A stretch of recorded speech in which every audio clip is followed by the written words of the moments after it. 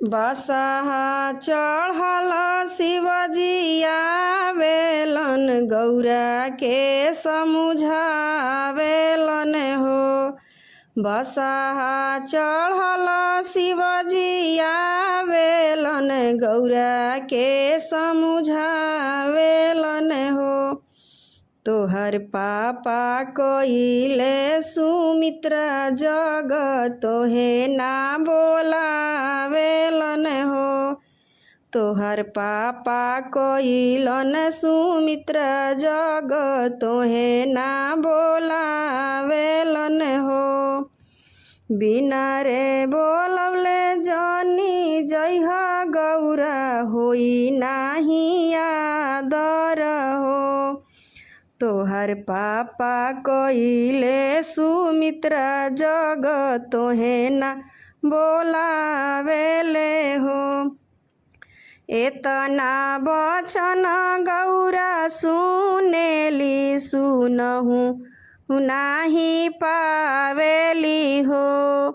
एतना वचन गौरा सुनेली सुनहु नाही पावेली हो। काखी तर धइली लुगरिया त नैहर चली गइली हो। काखी तर धइली लुगरिया त नैहर चली गइली हो। नाही चिन्हे माई से बहिन त नाही चिन्हे भैया भाभी हो। नाही चिन्हे माई से बहिन त नाही चिन्हे भैया भाभी हो। सभावा बैठल गौरा के पापा गरजी तड़पी बोला हो। सभावा बैठल गौरा के पापा तड़पी गरजी बोला हो। बिना बोलावल गौरा अइलू त जगिया के नासी देलू हो। बिना रे बोलावल गौरा अइलू त जगिया के नासी देलू हो। के तोहरा भेजले नेवतवा त जगिया में आई गइलू हो। के तोहके भेजले नेवतवा त जगिया में आई गइलू हो।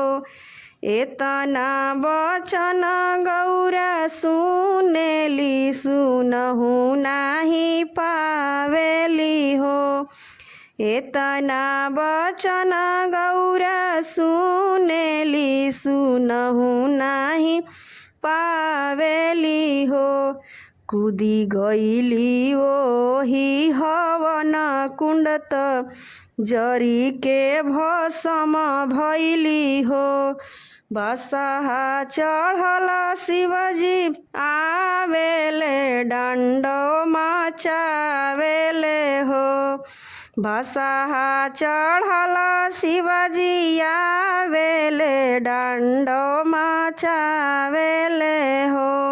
गौरा ऐसन हम गौरा लेबो नाही त हम जग नसबो हो।